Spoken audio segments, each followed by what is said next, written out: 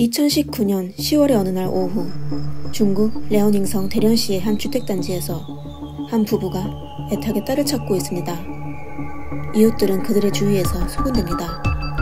반대편, 모두가 보지 않는 곳에 13세 소년이 커다란 비닐봉지를 들고 아파트 밖으로 질질 끌고 나가고 있습니다. 그는 주위를 둘러보며 아무도 자기에게 관심이 없는 걸 확인하고 비닐봉지를 관목숲 속으로 끌고 갑니다. 몇 분 뒤, 그는 관목숲 속에서 빠져나와 사람들이 모인 곳으로 향해 다가갔습니다.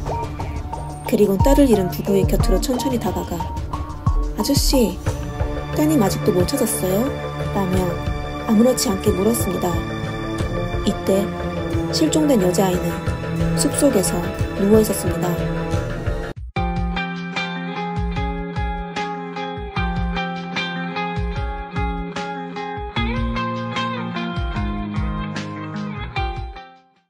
안녕하세요.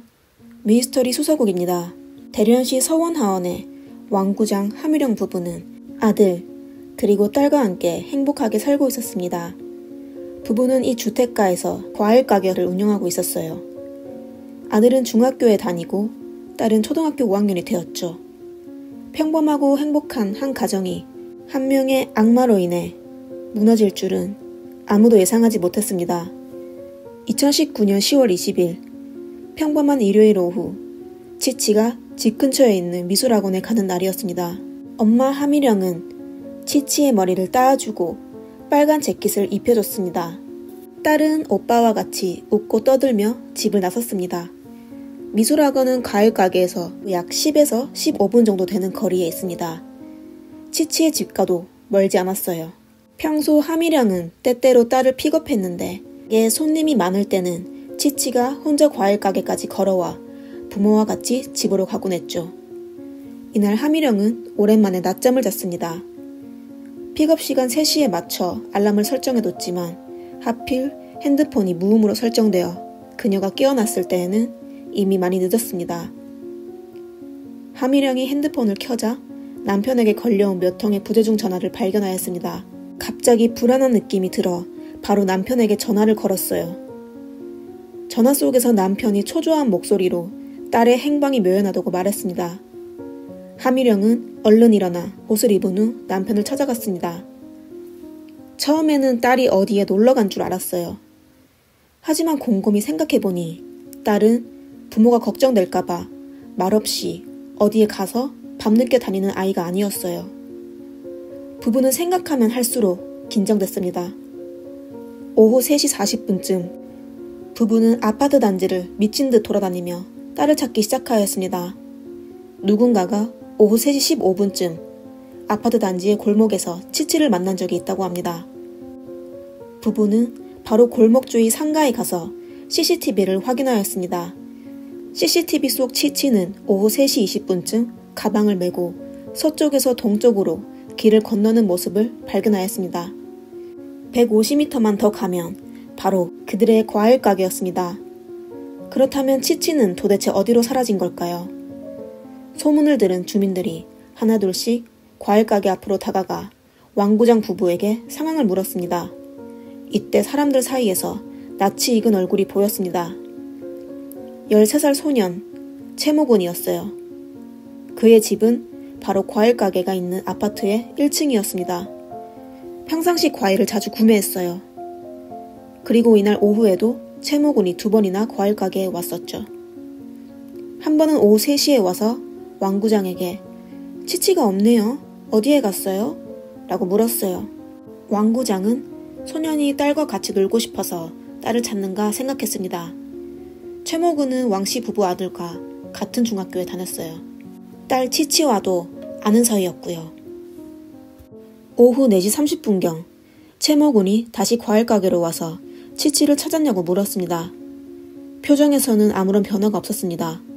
왕구장은 눈앞의 소년이 치치의 실종과 관련이 있다는 걸 예상하지 못했습니다. 심지어 처음 채모군이 가게에 와서 치치를 찾을 때 딸이 미술학원에 갔다고 바로 올 거라고 얘기해줬습니다. 왕구장은 본인이 무심코 내뱉은 말이 범인에게 중요한 살해 정보가 될 줄은 상상도 못했었죠. 시간은 빨리 흘러가고 있습니다. 왕구장과 화미령 부부는 여전히 딸을 찾고 있었습니다. 그들은 아파트 단지에 사람 찾는 전단지를 이곳저곳에 붙이고 있었습니다. 치치의 외삼촌과 몇몇 이웃들도 같이 소녀를 찾고 있었습니다.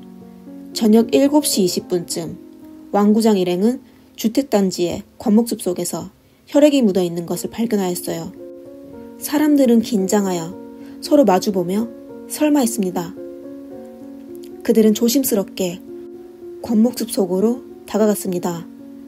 그리 멀지 않은 곳에 2개의 쓰레기 봉투가 있었는데 아래에는 거의 알몸인 소녀가 누워 있었습니다. 왕구장은 딸 치치가 숨진 채 누워있는 걸 보게 됐어요. 그는 눈앞이 캄캄해지며 그 자리에서 기절하고 말았죠. 눈앞에 벌어진 사실을 어떻게 받아들일 수가 있겠어요. 점심까지도 아빠를 부르며 쫑알거리던 딸이 지금 숨진 채 바닥에 누워있다니 말입니다. 치치의 시신을 보기에도 어려웠어요. 소녀의 상의는 등 뒤로 밀려있고 바지는 무릎 아래로 벗겨져 있습니다. 법의학 감정에 의하면 소녀의 몸에는 7곳의 무기 자국과 목에는 조인 자국이 있었습니다. 도대체 누가 어린 소녀에게 이런 악독한 짓을 했을까요? 왕구장 부부는 고통에 빠졌습니다. 범인을 바로 지옥으로 보내고 싶었었죠. 그러나 그들은 범인이 14살이 안 된 아이라는 건 상상도 못했습니다. 치치의 시신이 발견되자 경찰은 즉시 현장을 봉쇄하여 조사하기 시작하였습니다. 조사 과정은 수월했어요. 시신이 있는 관목숲을 나오자 길가에 혈액 흔적이 흩어져 있는 걸 발견하였습니다. 그들은 흔적을 따라 관목숲에서 한 주택까지 가게 됐습니다. 바로 전에 얘기했었던 채무군의 집이었습니다. 너무나도 뻔한 증거였어요. 경찰은 그날 저녁 11시에 채무군을 용의자로 지목하여 체포하였습니다.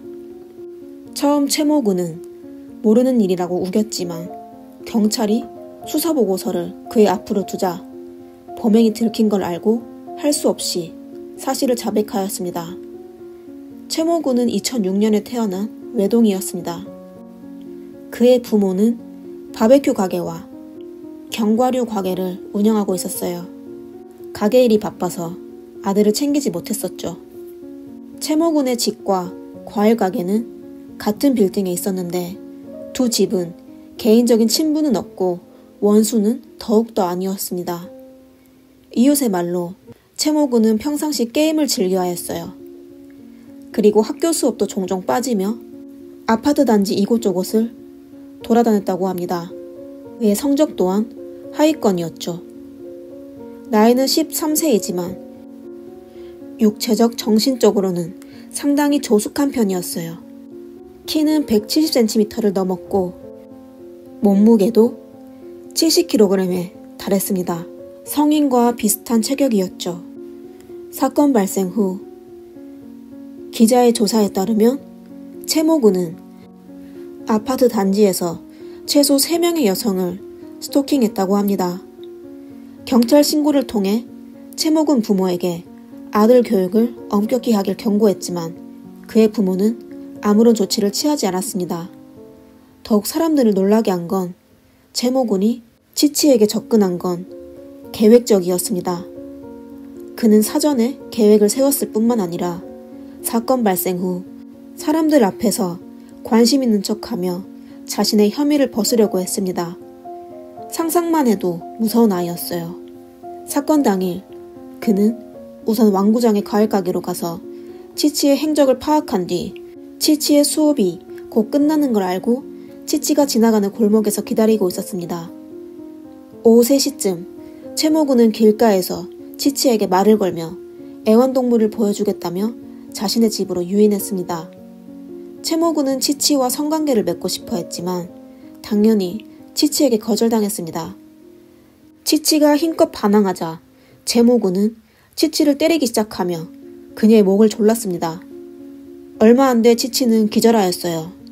분노에 빠져서인지 아니면 치치가 나중에 어른들에게 이르는 게 두려워서인지 그는 손 옆에 있는 흉기로 치치를 향해 마구 찌르기 시작했습니다. 사건 발생 후 얼마 안 돼 치치의 부모가 그녀를 찾고 있는 걸 알게 되었어요.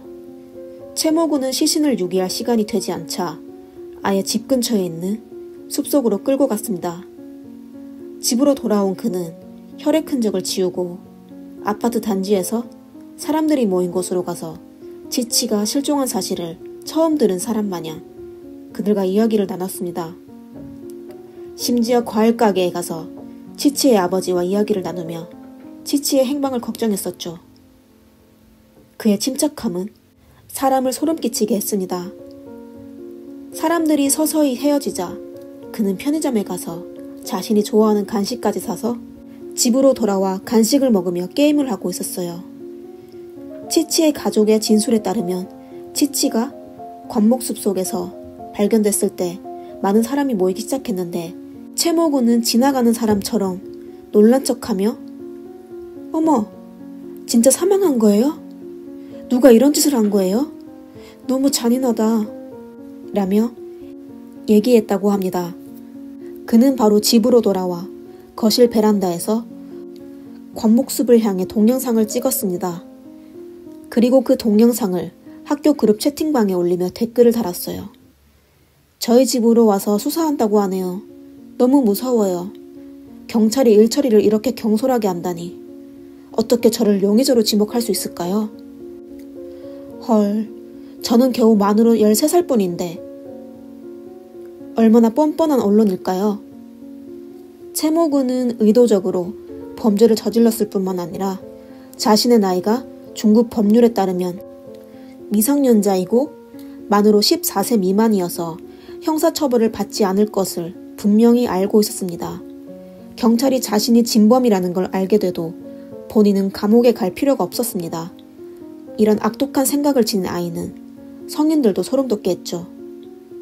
2019년 10월 24일 대련시 법원은 상급기관의 허가를 받아 채모군을 랴오닝성 소년원으로 보내 3년간 수용 통제하였습니다. 채모군의 범행이 악독하고 수단이 잔인하여 치치의 가족 그리고 현지 시민들은 그에게 더욱 엄한 처벌을 요구하였습니다. 하지만 3년을 수용한다는 건 현행법의 틀에서 13세 미만의 아동에 대한 최고형이었습니다. 미성년자를 보호하기 위해 정한 법률이 미성년 가해자만 보호하는 꼴이었죠. 어처구니 없는 결과에 치치의 부모는 실망을 감출 수 없었습니다. 그리고 그들을 더욱 오싹하게 한 건 오랜 시간이 지났지만 채모군의 부모는 단 한 번도 얼굴을 비추며 사과하지 않았어요. 그 후 1년 동안 치치의 부모는 어리고 불쌍한 딸의 억울함을 풀어주기 위해 소송하기 시작하였습니다. 2020년 1월 3일 치치의 부모는 대련시 인민법원에 민사소송을 제기하였습니다. 채모군의 부모에게 민사 손해배상을 청구하며 공개적인 사과를 요구하였죠. 5월 9일 재판에서 채모군의 가족은 그 누구도 법정에 나오지 않았습니다. 8월 10일 법원에서 채모군의 부모에게 각종 손실을 합산하여 하나로 약 2억 3,500만 원의 배상을 선고하였습니다. 그리고 신문에 피고인 부모에 대해 공개적인 사과문을 요구하였습니다. 하지만 채모군의 부모는 재판의 판결은 이행하지 않았습니다. 2020년 9월 말에 법원에서 채모군의 부모가 판결을 이행하지 않으면 15일에 감금을 해야 한다고 통보하였습니다. 2020년 11월 6일 채모 씨의 부모는 드디어 대련일보에 사과문을 올렸습니다. 딸을 잃은 고통을 겪고 눈물을 흘리는 나날을 보냈던 치치의 부모는 뒤늦은 사과를 받게 됐습니다. 하지만 이 몇 마디의 사과문은 결코 치치 부모의 용서를 구할 수는 없었습니다. 치치의 어머니는 채 씨 가족을 세심하게 주시하고 있었어요. 채 씨의 아버지는 SNS에 게시글을 올려왔는데요. 5월 1일 노동절에 해피 노동절이라고 적힌 글을 기재했습니다. 그리고 평상시에는 시골 생활과 농산물 관련 게시글을 기재하였습니다. 채 씨 가족의 태어남은 치치 부모를 더욱 비참하게 만들었습니다. 2020년 10월 2일 채 씨의 집이 공개 경매를 진행하게 됐어요. 하지만 연속 2번이나 아무도 경매에 참석하지 않았습니다. 유찰된 후 채 씨의 집은 매각 절차에 들어갔습니다. 이 사건은 한때 미성년 범죄자의 양형 문제에 대한 토론을 일으켰습니다. 2020년 12월 말에 치치의 부모는 마침내 좋은 소식을 듣게 됐어요. 전국인민대표대회 상무위원회에서 형법 개정안을 통과했습니다.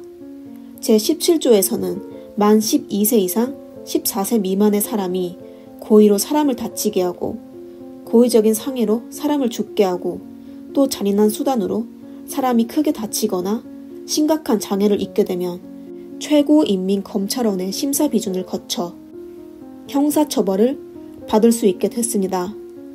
2021년 7월까지 채 씨네 집은 여전히 배상을 이행하지 않았습니다. 그들의 집도 판매되지 않았죠.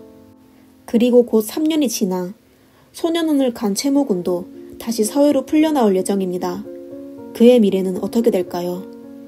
그리고 지역 주민들은 어떻게 채모군과 함께 생활할 수 있을까요? 아이의 천성, 성품, 습성이 다르다는 건 부인할 수 없습니다. 각자 가정의 분위기와 외부 환경의 영향도 천차만별이겠죠. 하지만 뭐라고 해도 부모가 책임을 회피해서는 안 되죠. 또 어떻게 해야 채모군이 다시 범죄를 저지르지 않게 할 수 있는지 생각해야 합니다. 그리고 이 사건을 통해 또 다른 미성년 범죄를 막을 수 있도록 고민해야 합니다. 여러분의 생각을 댓글에 남겨주세요. 오늘의 사건은 여기까지입니다. 시청해주셔서 감사합니다. 다음 영상에서 뵙겠습니다. 재미있게 보셨다면 좋아요와 구독 눌러주세요. 감사합니다. 미스터리 수서국입니다.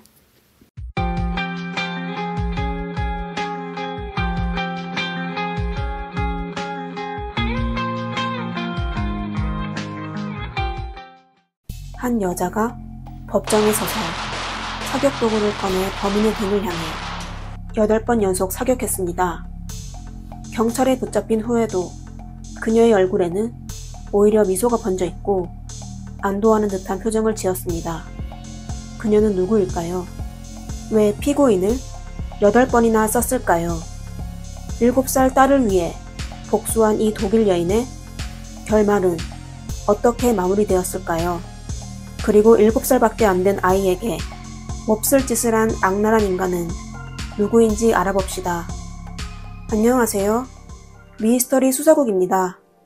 오늘은 독일 법조계를 떠들썩하게 만든 어머니의 이야기를 소개해드리겠습니다. 마리안 바흐마이어, 바로 오늘 소개해드릴 사건의 주인공입니다. 마리안의 부모는 전쟁으로 인해 동프로이센에서 사레트로 도피하여 1950년 6월 3일에 그녀를 낳았습니다. 그녀의 아버지는 군인이었는데요. 사레트로 이사오고 나서 하루 종일 술만 마셨고 매일 어머니와 다투었습니다. 이렇게 마리아는 부모의 잦은 다툼 속에서 어린 시절을 보내게 됐습니다. 몇 년 후 부모가 이혼하자 법원은 마리안의 양육권을 알코올 중독자인 아버지에게 주었습니다. 그리고 그녀의 어머니는 해탈하듯 바로 다른 남자와 결혼하였습니다. 술꾼 아버지는 술 마시기 바빠 딸을 그냥 방치했고 결국 마리아는 할 수 없이 어머니의 집에서 생활하게 됐습니다. 마리아는 어머니가 좋은 남자와 결혼한 줄만 알았습니다. 새아버지는 가정폭력을 자주 하는 남자였고 그녀는 어릴 때 많이 맞았습니다. 마리아는 또 어머니가 다른 남자와 잠자리하는 걸 목격한 적도 있었어요. 이렇게 그녀는 안 좋은 가정 환경에서 청소년 시절을 보내게 됐습니다. 마리아는 클수록 더 아름다워졌습니다. 하지만 안타깝게도 16살 때 몹쓸 짓을 당해 아이를 낳게 됐는데 양육할 능력이 안 돼 아이를 입양 보내야 했습니다. 그녀에게는 큰 충격이었죠. 그러다 고등학교 때 남자친구를 만나면서 가장 즐거운 시간을 보냈습니다. 마리아는 2년 만에 또다시 임신하게 되었습니다. 남자친구에게 어떻게 해야 할지 고민을 물었으나 결국 남자친구는 그녀를 피하기 시작했습니다. 앞날이 캄캄했던 마리아는 할 수 없이 둘째 아이도 입양을 보내게 되었습니다. 그럼 마리아의 엉망진창인 어린 시절 때문에 이토록 혼란스러운 인생을 살게 된 걸까요? 두 번째 아이를 가졌을 때 발생한 일로 인해 마리아는 철저히 남자에 대한 원한을 가지게 되었습니다. 그녀가 아이를 낳기 바로 직전 한 남자에게 몹쓸 짓을 당하고 말았는데요. 이 사건은 마리안에게 큰 충격을 주었고 그 후로부터 그녀의 머릿속에서 남자는 오직 돼지라는 호칭뿐이었습니다. 감정이 격해질 때는 남성에게 폭력적인 행동을 하기도 했습니다. 둘째 아이를 입양 보낸 후 마리아는 빼어난 외모와 뛰어난 사교 능력으로 술집 티파소를 운영하는 데 성공하였습니다. 그러다 그녀는 셋째 아이를 갖게 됐는데요. 경제적으로도 안정적이었고 혼자 아이를 키우기로 하였습니다. 마리아는 이 아이를 키우는 데만 집중하기 위해 중성화 수술까지 받았습니다. 그녀의 셋째 아이는 딸이었는데요. 이름은 안나 바흐마이어 라고 지어졌습니다. 마리아는 딸을 키우는데 최선을 다했습니다. 그녀는 수시로 어린 안나의 성장 순간을 카메라에 담으며 소중한 추억을 사진으로 남겼습니다. 그렇게 모녀는 행복하게 7년을 보냈는데요. 하지만 예상치 못했던 악몽은 결국 마리안에게 다시 나타났습니다. 1980년 5월 5일 독일 리벡이라는 작은 마을에서 이제 막 7살이 된 안나가 자신이 가장 좋아하는 곰인형을 들고 쇼를 걸친 채 화가 나서 집을 나섰습니다. 어머니 마리안이 아침에 늦잠을 자는 바람에 딸을 학교로 태워주지 못했기 때문입니다. 어머니에게 화가 났던 안나는 친구랑 같이 놀기 위해 집을 나왔습니다. 하지만 그날은 월요일이라 함께 놀아주는 사람이 없었죠. 집으로 가기 싫었던 안나는 할 수 없이 길거리에서 혼자 놀기 시작했습니다. 안나는 지나가던 이웃과 인사를 나누며 엄마가 찾아오기를 기다렸습니다. 하지만 마리아는 오후에 현지의 한 신문사와 약속이 있어 딸을 신경 쓸 겨를이 없었습니다. 안나는 어릴 때부터 엄마와 함께 출근했습니다. 술집의 시끄러운 소리에 익숙해진 안나는 졸리면 벤치에서 잤었고 낮에 엄마가 자고 있으면 오늘처럼 길거리에서 놀았기 때문에 주위 사람들 전부 안나를 알고 있었습니다. 저녁 무렵 마리안이 모든 일을 마치고 집으로 돌아왔지만 딸을 보지 못했습니다.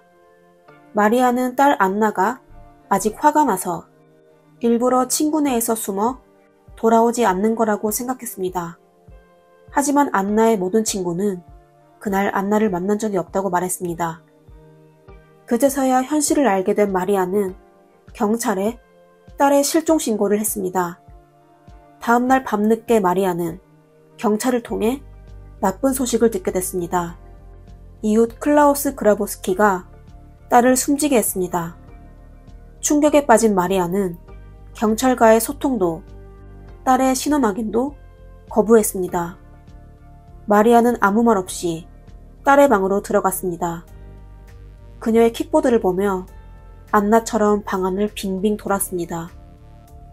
어제 아침에 늦잠을 자지 않았다면, 어제 오후에 다른 사람들과 약속을 잡지 않았다면, 어제 저녁 일찍 찾으러 다녔다면, 그녀의 머릿속에는 어제 무엇을 안 했다면이라는 생각뿐이었고 눈물은 멈추지 않았습니다. 짐승보다 못한 클라우스는 당시 35세였고 약혼녀와 함께 살고 있었습니다. 그의 과거는 온통 악행으로 얼룩져 있었는데요. 그는 미성년자에게 몹쓸 짓을 하여 2번이나 유죄 판결을 받은 적이 있었습니다. 첫 번째는 1973년 길거리에서 6살 소녀가 도망치려다 클라우스에게 붙잡혔는데요. 소녀가 놀라서 소리를 지르는 바람에 클라우스는 아이를 놓치게 되고 상해 미수죄만 적용되어 집행유예 1년을 선고받았습니다. 그 일로부터 2년 뒤 클라우스는 또다시 아이를 목표로 거리에서 돌아다니기 시작했으며 결국 2명의 아이를 다치게 했습니다. 클라우스의 악행은 점점 쌓여가고 있었습니다. 당시 법원에서는 그에 대한 심리적 평가도 진행했는데요. 평가 결과 클라우스는 어린 소녀들에게 유독 집착하는 것으로 확인되었습니다. 극도로 위험한 인물이었던 그는 1976년 정신병원에 강제로 입원되어 치료를 받게 됐습니다. 정신병원에서 2년을 보낸 후 클라우스는 유일한 기회인 화학적 거세를 통해 자유를 얻었습니다. 이 방법은 성충동을 억제시키고 클라우스를 무사히 풀려나게 할 수 있었는데요. 사실 화학적 거세는 심리적 치료가 뒷받침하지 않으면 소용이 없었습니다. 바로 클라우스가 그런 케이스입니다. 가장 황당한 것은 1980년 초에 클라우스는 가정을 꾸리고 싶다는 이유로 화학적 거세 해제 신청을 했고 법원에서는 그의 신청을 수락했습니다.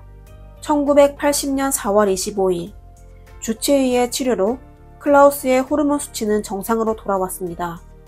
이건 그의 위험성이 회복되었음을 의미하는데요. 예상대로 클라우스는 열흘 뒤 거리에서 놀고 있는 안나를 만나게 됐습니다. 당시 클라우스의 약혼녀는 집에 없었는데요. 굳게 닫힌 방 안에서 무슨 일이 일어났는지 아무도 몰랐고 결국 안나는 엄마를 기다리지 못했습니다. 다음 날인 5월 6일 정오 클라우스는 숨진 안나를 치우려던 도중 때마침 집으로 돌아온 약혼녀와 마주치게 됐습니다. 클라우스는 범행을 자백하며 그녀에게 그가 돌아오기를 기다려달라고 말했습니다. 자전거를 타고 떠나는 클라우스의 뒷모습을 보고 약혼녀는 공포에 빠졌습니다. 그녀는 망설임 없이 즉시 경찰서에 가서 신고했습니다. 경찰이 도착했을 때 클라우스는 이미 집에 없었고 쪽지 한 장만 남겨져 있었습니다. 자기야 45분이나 기다렸어. 날 안아줘. 난 용기가 필요해. 우리 얘기 좀 할 수 있을까? 저녁 10시 30분에 우리가 늘 보던 곳에서 만나자. 그날 저녁 경찰은 클라우스가 쪽지에 남긴 장소에서 그를 체포했습니다. 또 클라우스의 진술로 리베크 우나의 강가에서 끈으로 꼼꼼히 묶여있는 어린 안나를 찾았습니다. 그러나 취조실에서 클라우스는 황당한 이야기를 진술하기 시작했습니다. 그는 안나가 먼저 오마크를 주지 않으면 엄마에게 자기를 마음대로 만졌다고 얘기할 거라고 협박했다고 진술했습니다. 클라우스는 만약 진짜 제보하게 되면 약혼녀와 결혼은 물론 다시 감옥에 가는 게 두려웠고 분노한 채 의자에 걸려있는 약혼녀의 스타킹을 들고 천천히 안나에게 다가갔다고 했습니다. 하지만 경찰은 그의 말을 믿지 않았습니다. 법의학적 감정 결과 숨진 안나의 몸에는 몹쓸 짓을 당한 흔적이 있었습니다. 사건 당일 안나는 클라우스에게 속아 그의 집으로 갔고 결국 클라우스가 안나에게 몹쓸 짓을 한 후 숨지게 한 것입니다. 1981년 3월 3일 리베크 지방법원에서 안나 사건을 재판하기 시작했습니다. 13개월이라는 긴 시간의 기다림 속에서 마리아는 후회와 슬픔에 매달렸지만 클라우스의 오마크 이야기에 무너지지 않고 짐승보다 못한 클라우스가 적당한 처벌을 직접 받기만을 기다렸습니다. 하지만 재판이 시작되자마자 클라우스의 변호인은 클라우스가 정신질환이 있어 치료받고 있다고 항변했습니다. 그리고 수년 전 호르몬 시술까지 겹치면서 호르몬 불균형이 더욱 심해졌다고 하며 그는 자기 행동에 대해 책임질 수 없다고 말했습니다. 피고인의 변호인은 클라우스가 정신병원에 다시 돌아가 치료받을 수 있도록 법원에 요청했습니다. 그리고 클라우스도 더 이상 정신적 질환으로 이런 비극이 일어나기를 원하지 않는다고 말했습니다. 그뿐만 아니라 피고인의 변호인은 안나의 성장 환경에 대해서도 진술했습니다. 첫째, 안나는 어릴 때부터 홀어머니와 함께 술집에서 생활했습니다. 또 마리안이 낮에는 자고 밤에 출근하는 것이 일상이라 안나를 돌볼 여유가 안 된다고 말했습니다. 둘째, 안나가 학교에 자주 가지 않는 것도 마리안의 부적절한 보호와 관련이 있고, 셋째, 안나는 오래전부터 클라우스의 집에 고양이를 보러 자주 가서 사건 당일 학교에 가지 않은 안나가 클라우스의 집에 나타난 건 정상적이다. 넷째, 얼마 전부터 마리안이 몇몇 사람을 만나 안나를 위탁가정으로 보내려고 했다고 진술했습니다. 이런 어처구니 없는 변명을 듣자 마리안은 클라우스를 향해 이 돼지 같은 놈, 또 무슨 말을 하려고 하는 거야? 라고 외쳤습니다. 클라우스는 계속 일관된 주장을 하며 7살 난 안나에게 모든 책임을 돌렸습니다. 그는 안나와 아무 일도 없었다며 그냥 안나를 몇 시간 동안 안고 있었다고 말했습니다. 그리고 안나가 먼저 협박하여 실수로 숨지게 했다고 진술했습니다. 하지만 법정에서 경찰은 이의 제기를 했고, 안나가 발견됐을 당시 현장을 자세히 설명하며 클라우스가 오랫동안 계획한 게 틀림없다고 말했습니다. 그리고 검사도 증거물에 따라 클라우스의 오마크 이야기를 거짓 이야기라고 말했습니다. 마리아는 분노하며 법정을 떠났습니다. 재판 다음 날 주치의도 증인으로 법정에서 진술하게 됐습니다. 주치의는 클라우스 본인이 화학적 거세를 한 것은 노출광 때문이라고 주장하며 너무 과도한 처벌이라고 생각해 클라우스를 치료했다고 했습니다. 그가 악마를 구했을 거라고는 상상도 못했다고 진술했습니다. 마리아는 법정에서 바로 주치의에 대해 형사소송을 제기했습니다. 주치의가 범인의 과거를 확인하지 않고 치료한 책임이 있다고 했지만 부적절한 치료를 했다는 사실을 입증할 수 없어 패소하게 되었습니다. 마리아는 법이 딸 안나에게 공정한 재판을 해줄 거라고 믿었지만 클라우스에게 유리한 상황으로 돌변하게 될 줄은 꿈에도 몰랐습니다. 이날 재판이 끝날 무렵 마리아는 피고 변호인이 판사와 나눈 대화를 듣게 됐는데요. 판사가 클라우스에게 안나가 그를 협박했다는 진술을 발표하도록 허락했다고 착각했습니다. 마리아는 클라우스에 대해 더욱 원망하게 되었고 그가 즉시 숨지기를 원했습니다. 비참한 어린 시절, 부적절한 인간관계, 그리고 임신 중 몹쓸짓까지 당했던 마리안의 정신상태는 불안정했고 우연히 듣게 된 대화로 인해 인내심까지 소진됐으며 마음속에는 슬픔과 분노만 남았습니다. 결국 클라우스가 극형이 아닌 감옥 생활만 하게 되거나 정신과 치료로 대체될 것 같아 마리아는 직접 움직이기로 계획했습니다. 1981년 3월 6일 오전 10시가 막 지났을 때였습니다. 클라우스는 법정의 대문을 등져 피고인석에 앉아 있었습니다. 그리고 마리안이 법정에 도착했고 법정에는 사람이 별로 없었습니다. 마리안은 아무렇지 않게 클라우스를 향해 걸어갔습니다. 그러다 두 사람의 거리가 약 3.5m 정도가 되자 마리안은 재빨리 가방에서 사격도구를 꺼내 클라우스의 등을 향했습니다. 그녀는 8번을 사격해 클라우스를 7번 명중시켰고 클라우스는 그 자리에서 바로 숨지게 되었습니다. 마리아는 범행 직후 이 돼지를 뒤에서 잡게 돼서 아쉽네. 널 위한 거야 안나야. 라는 말을 했습니다. 마리아는 클라우스가 숨진 걸 목격하고 바로 들고 있던 사격도구를 바닥에 버려 경찰의 체포를 기다렸습니다. 마리아는 자신만의 방식으로 딸의 복수를 성공했습니다. 하룻밤 사이에 그녀는 뉴스의 메인에 등장했고 독일에서 그녀의 이름을 모르는 사람이 없었습니다. 이번 린치 사건은 또 세계적인 센세이션을 일으켜 수많은 기자가 류베크에 모여 마리안의 사건의 재판을 보도했습니다. 이 사건을 계기로 법과 도덕, 정의에 대한 논의가 활발히 진행되었습니다. 하지만 사람들이 가장 관심 있던 건 마리안에 대한 판결 결과였습니다. 과실이면 5년 이하의 징역이고 의도적인 거면 무기징역을 받아야 했습니다. 자식을 둔 모든 부모들이 마리안을 위해 나섰습니다. Da auch eine Pistole genommen. Denn verurteilt worden wäre er sowieso nicht. Persönlich hätte ihn noch zerstückelt. Die Frau hat es richtig gemacht. 대중들은 마리안을 위해 자발적으로 후원자 협회까지 만들었습니다.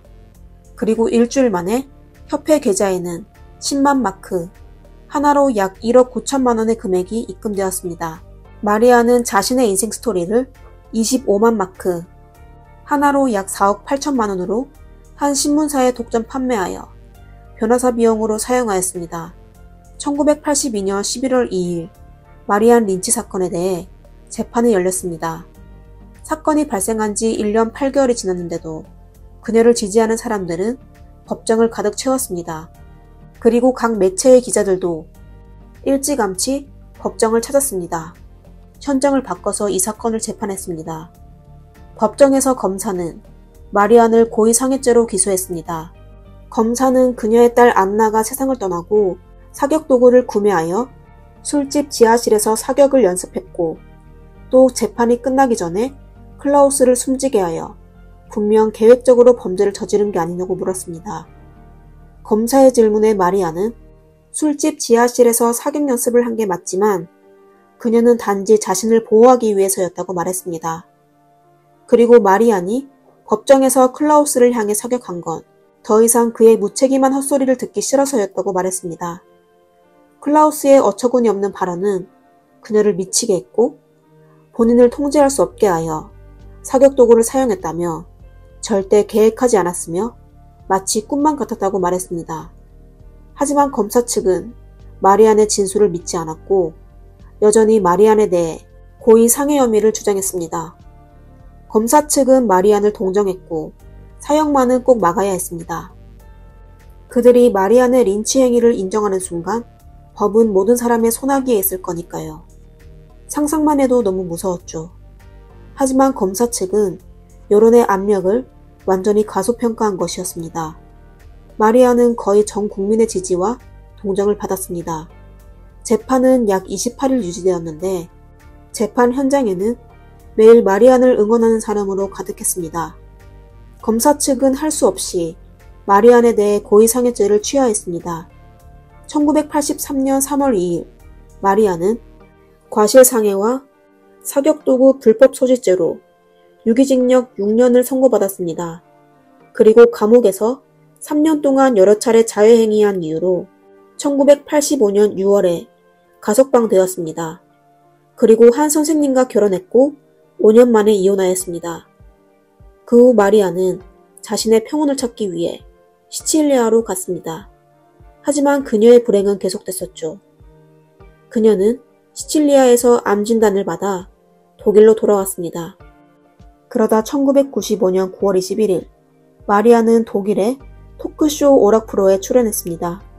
그는 카메라를 향해 자신이 통제력을 잃은 것이 아니라 심사숙고하여 모든 행동을 정확하게 계획했다고 고백했습니다. 그리고 사전에 술집 지하실에서 사격 연습도 했었다고 털어놓았습니다. MC가 이유를 묻자 클라우스의 딸에 대한 모욕을 참을 수 없었다며 법으로 심판할 수 없어 스스로 복수하기로 한 거라고 밝혔습니다. 그리고 눈물을 흘리며 어린 딸 안나가 비참하게 숨지게 된 건 본인 평생의 고통이라고 말했습니다. 그녀가 법정에서 범인을 사격한 건 딸을 위한 복수였으며 또 한편으로는 독일 법을 믿지 못해서라고 진술했습니다. 1996년 9월 17일 마리안은 암으로 46세의 젊은 나이에 세상을 뜨게 됐습니다. 사람들은 그녀를 안나와 함께 묻어주었고 모녀가 이제 다시는 헤어지지 않기를 바랐습니다. 이 사건은 오늘날에도 여전히 논란되고 있지만 가장 큰 논란은 법원에서 왜 클라우스의 치료재개 신청을 수락했냐는 것입니다. 우리 모두 반사회적 인격 장애를 가진 사람을 얼마든지 만날 수 있습니다. 인간의 평등과 자유해방을 추구하는 건 좋지만 그들이 사람을 다치게 하는 걸 피해야 하며 그들이 범죄 행위를 했을 때 정신적 장애를 핑계대서는 안 됩니다. 미래에는 공정한 사법이 정의를 지키는 강력한 수호자가 되리라 믿습니다. 하지만 간혹 때늦은 정의는 피해자들을 위로하지 못합니다. 하루빨리 정의로운 현실이 찾아왔으면 합니다. 도덕이나 법률보다 더 큰 구속력은 인간의 본성에서 나오는 선의에 비치겠죠. 여러분은 마리안의 복수에 대해 어떻게 생각하시나요? 댓글로 남겨주세요. 다음 영상에서 뵙겠습니다. 감사합니다. 미스터리 수사국입니다. CCTV 속 한 여성이 커다란 쓰레기 봉투를 들고 지나가는데 복도에 길고 붉은 흔적을 남겼습니다. 이 여성은 9번이나 오가며 쓰레기를 버렸는데 과연 봉투에는 무엇이 들어있었을까요? 환경미화원이 봉투를 열어보니 수많은 조각이 들어있었습니다. 자상하고 온화해 보이는 이 할머니의 인생사는 어땠을지, 어쩌다 68세의 나이에 이런 잔인한 범죄를 저질렀을까요? 그녀는 바로 오늘의 주인공 타마라 삼소노바입니다. 안녕하세요. 미스터리 수사국입니다. 오늘의 사건은 러시아 할머니 살인마 사건입니다. 사건은 러시아 북서쪽 핀란드만 근처에 있는 도시 상트페테르부르크에서 일어났습니다. 500만 명이 넘는 사람들이 살고 있는 상트페테르부르크는 러시아의 문화, 경제, 교통의 중심지입니다. 2015년에 한 사건으로 도시가 순식간에 실시간 검색 1위를 기록하게 됩니다. 2015년 7월 26일 일요일 한 젊은 부부가 강아지와 산책하던 중 연못 앞을 지나가는데 갑자기 강아지가 풀밭으로 뛰어들어가서 돌아오지 않았습니다. 호기심이 많은 부부는 강아지가 있는 곳으로 걸어갔는데 강아지는 계속 축축한 샤워 커튼 주위를 맴돌고 있었습니다. 샤워 커튼 안은 뭔가 쌓여있는 것 같았고 그 중에 구린 냄새도 났습니다. 그들은 조심스럽게 커튼을 열자 한 신체가 보였습니다. 충격을 받은 두 사람은 곧바로 경찰에 신고했습니다. 경찰이 현장에 도착한 후 이 몸통은 나이가 많은 여성의 것이라고 밝혀졌습니다. 경찰은 신체 일부만으로는 신원을 파악할 수 없었습니다. 경찰은 피해자의 신원을 확인하기 위해 이 지역 이웃들에게 최근 실종된 노인 혹은 수상한 사람이나 수상한 행동을 본 적이 있는지 조사했습니다. 얼마 지나지 않아 한 주민이 전날 새벽에 누군가가 쓰레기를 버리는 것을 봤다고 말했습니다. 그리고 발렌티나라는 노인이 며칠째 보이지 않았다고 말합니다. 경찰은 이 단서를 따라 발렌티나라는 노인의 아파트로 찾아가서 문을 두드렸는데 놀랍게도 문을 열어준 사람은 발렌티나가 아니라 오늘의 사건의 주인공 68세 할머니 타마라 삼소노바였습니다. 타마라는 발렌티나와는 친구이며 두 사람은 이곳에서 4개월간 같이 살았다고 경찰에게 말했습니다. 발렌티나는 얼마 전에 외출한 후 집으로 돌아오지 않았다고 했습니다. 경찰들은 타마라에게 아파트를 확인해 볼 수 있는지 묻자 타마라는 바로 동의했습니다. 아파트 안은 지저분했고 욕실 벽에는 붉은 얼룩이 있으며 욕실에 있는 커튼도 사라졌습니다. 경찰의 질문에 타마라는 더 이상 숨기지 않고 자신이 범인이라는 사실을 인정했습니다. 그녀는 발렌티나가 그날 자신을 공격하는데 방어하기 위해 실수로 발렌티나에게 해를 입혔다고 말했습니다. 타마라는 경찰서에서 다시 조사받았습니다. 경찰서에서 타마라는 다른 버전 이야기를 진술했습니다. 타마라가 원래 살던 아파트가 노후에 리모델링을 하게 되었습니다. 이에 따라 타마라는 전에 살던 아파트를 나와 임시로 머물 곳을 찾았습니다. 이때 친구 소개로 타마라는 같은 거리에 사는 79세 독거노인 발렌티나를 알게 됐습니다. 발렌티나는 타마라가 집세를 내지 않는 대신 늙고 병든 자신의 수발을 돕는 것으로 집세를 대체해서 살기를 원했습니다. 타마라는 흔쾌히 동의하고 빠르게 입주했습니다. 그러나 살다 보니 두 사람은 참 성격이 맞지 않았습니다. 그녀들은 사소한 일로 자주 싸우고 격렬하게 싸울 때마다 발렌티나는 타마라에게 같이 사는 게 참을 수 없다라며 몇 번이나 떠나라고 말했습니다. 하지만 타마라는 매번 이런저런 이유를 찾아 나가지 않았습니다. 타마라의 말에 따르면 입주 4개월이 되던 때 둘은 누가 설거지를 해야 하느냐로 크게 싸웠다고 합니다. 이번에도 발렌티나는 타마라에게 자기 집에서 나가라고 말했습니다. 쫓겨날지도 모른다는 생각에 타마라는 발렌티나를 없애기로 결심했습니다. 2015년 7월 24일 강아지와 산책하던 부부가 발렌티나를 발견하기 3일 전 타마라는 동네 약국에 가서 약사를 속여 페나제팜을 구매했습니다. 페나제팜은 정신질환 치료제로서 진통과 안정 효과가 있습니다. 집으로 돌아오는 길에 타마라는 마트에 들려 발렌티나가 좋아하는 러시아 샐러드도 샀습니다. 집에 돌아온 후 타마라는 통째로 든 알약 50캡슐을 모두 갈아서 샐러드에 섞었습니다. 타마라가 조미료를 많이 넣어 약품 냄새가 가려진 탓인지 아니면 발렌티나의 미각이 떨어진 탓인지 발렌티나는 샐러드에 있는 약을 발견하지 못했습니다. 발렌티나는 저녁 식사할 때 샐러드를 다 먹었습니다. 다음날 25일 새벽 2시쯤 타마라는 발렌티나의 상태를 확인하러 일어나서 불을 켜보니 그녀는 거실 바닥에서 꼼짝도 하지 않고 누워 있었습니다. 이때 발렌티나는 아직 숨을 쉬고 있었습니다.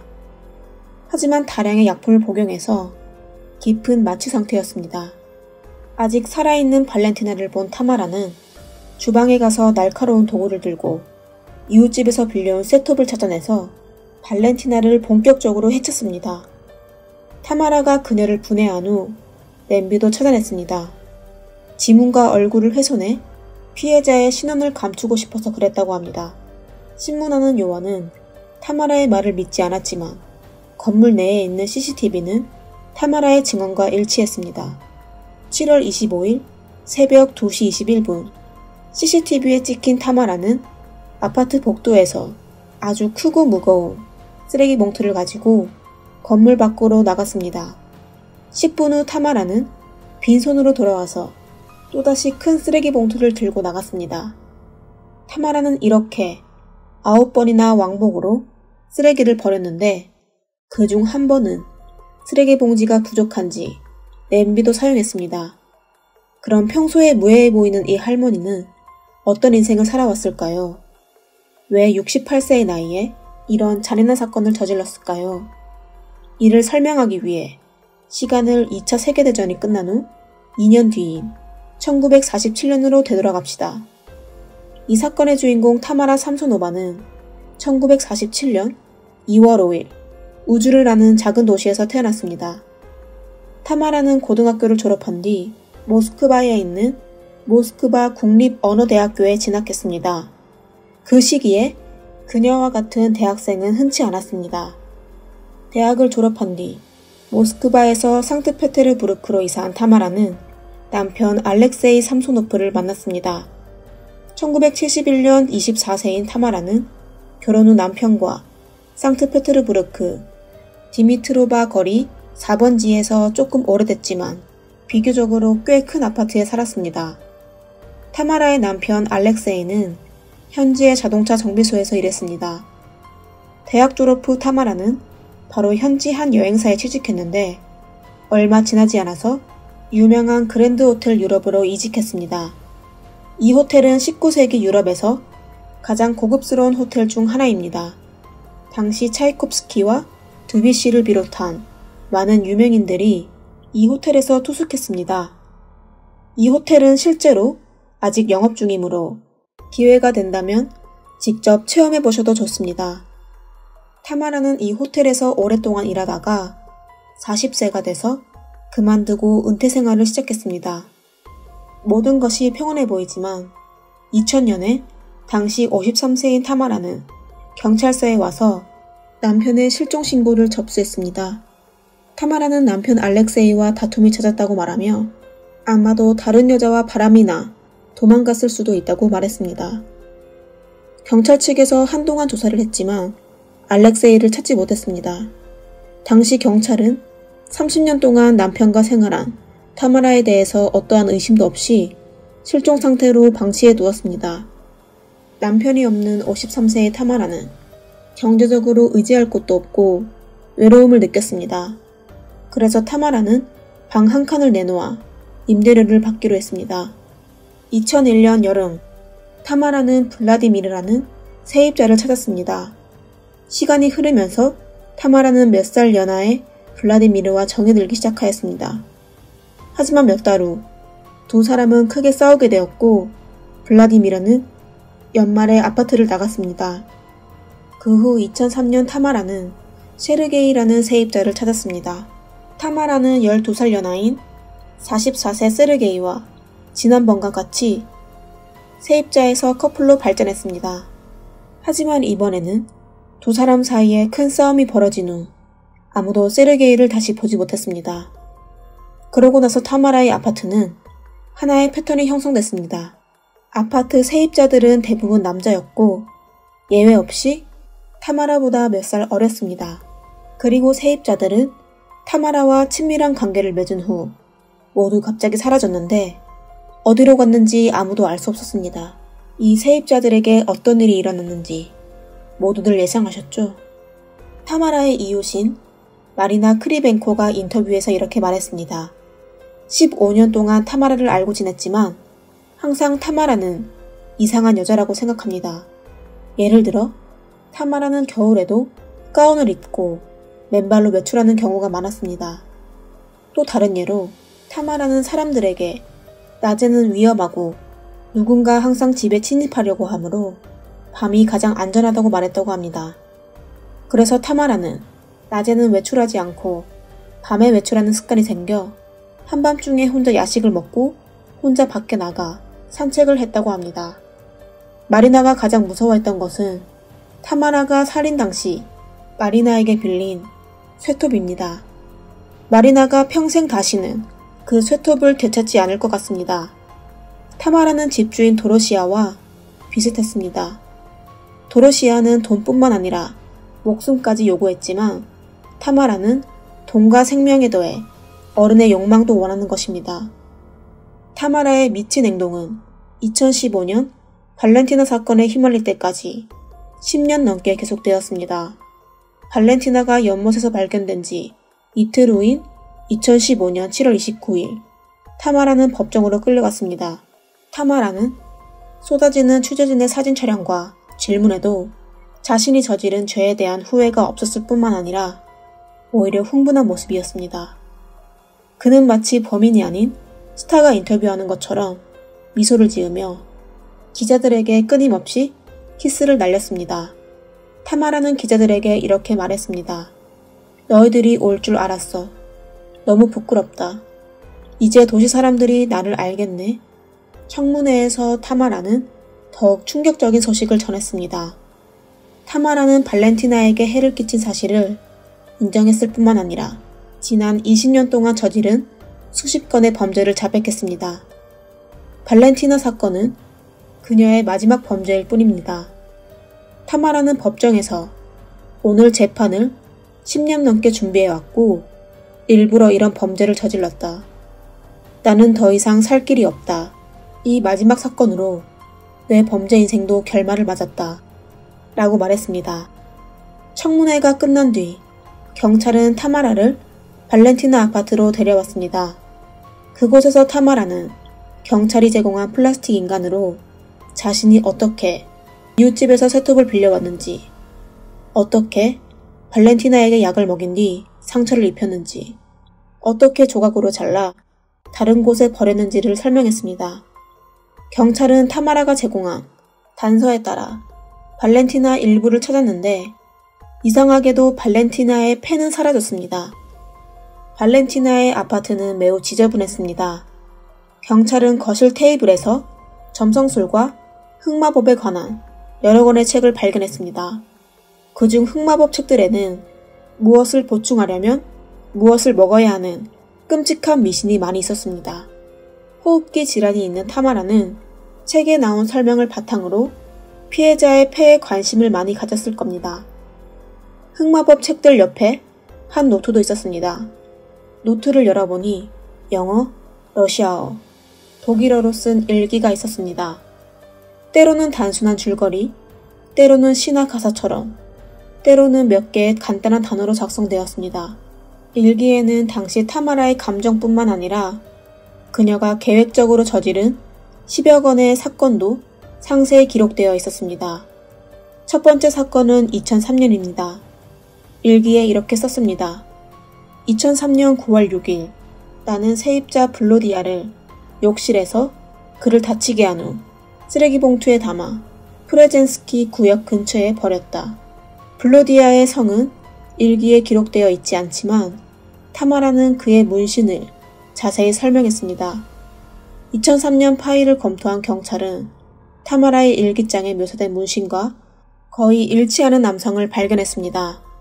경찰이 타마라가 범인이라고 확신하는 이유는 남성을 발견한 주머니에 책에서 찢어진 페이지가 있었고 발렌티나의 집에서 발견된 흑마법 책에서 찢어진 것으로 확인되었습니다. 이 사건이 사회적으로 큰 영향을 일으키자 러시아는 특수조직인 연방위원회 특수요원까지 파견해 현지 경찰의 수사를 도왔습니다. 희생자들에게서 발견한 한 가지 공통된 특징은 희생자들이 모두 분해되었고 몸을 찾을 수 있는 모든 희생자의 폐가 사라졌다는 것입니다. 타마라의 이웃과 친구들을 조사한 결과 나탈리라는 이웃은 타마라가 자신과 대화를 할 때 범죄자인 안드레이 치카틸로라는 남자를 여러 번 언급했다고 말했습니다. 로스토프 백정이라는 별명을 가진 안드레이 치카틸로는 12년 동안 53명의 피해자에게 계획적으로 해를 끼쳤습니다. 타마라는 대화 중에 로스토프 백정은 자신의 우상이라고 흥분하며 말했습니다. 소수 취향의 결과로 그녀는 다른 사람을 분해하는 방식과 수법이 치카딜로와 거의 비슷했습니다. 타마라의 진료 기록을 조사한 결과 타마라는 정신질환 진단을 여러 차례 받았고 강제 입원 치료를 받은 것만 3차례였습니다. 타마라는 본인이 13건의 범죄를 저질렀다고 자백했지만 경찰은 오랜 수사와 증거를 확보한 끝에 11건의 범죄를 확인했습니다. 피해자 대부분은 타마라 아파트의 세입자였지만 경찰은 신원이 확인된 11건의 부상 외에도 타마라가 10건의 다른 범죄를 저질렀다고 의심했습니다. 남편 알렉세이를 비롯해 알렉세이의 엄마, 즉 시어머니, 심지어 타마라 자신의 엄마도 포함되어 있습니다. 타마라와 가장 친한 사람들도 그녀의 세입자처럼 갑자기 어느 날 사라졌습니다. 타마라의 절친인 안나 카탈리나는 어느 날 타마라가 시어머니에게 상처를 주었다고 말했다고 했습니다. 안나가 자수를 권유하자 타마라는 사나운 표정을 지으며 널 토막내서 개에게 먹일 테니 나를 화나게 하지 마라 라고 위협했다고 합니다. 검찰은 타마라의 형량 결정을 앞두고 정신평가를 실시한 결과 심각한 정신장애와 반사회적 인격장애를 앓고 있는 것으로 나타났습니다. 그녀의 청문회에서 판사가 타마라에게 물었습니다. 당신에게 어떤 형을 선고해야 할 것 같습니까? 라고 묻자 그녀는 웃으며 당신이 결정하세요 판사님. 저는 유죄이고 벌을 받아야 마땅합니다. 라고 말했습니다. 결국 판사는 타마라가 심각한 정신적 문제를 안고 있다고 판단해 2015년 12월 강제로 정신병원에 무기한 입원하라고 판결했습니다. 판결을 들은 타마라는 법정에서 판결에 만족한다며 박수를 쳤습니다. 하지만 81세의 타마라는 법적 재판을 받기도 전에 코로나19에 감염돼 병원에서 숨졌습니다. 최종 선고를 받기도 전에 코로나19로 생을 마감한 타마라. 그토록 잔인하고 악랄한 악마에겐 너무 가벼운 벌이 아닐까요? 타마라의 이야기는 여기까지입니다. 미스터리 수사국입니다. 여러분은 이 할머니 살인마 어떻게 생각하십니까? 재미있게 보셨다면 구독, 좋아요 부탁드립니다. 다음 영상에서 뵙겠습니다. 감사합니다.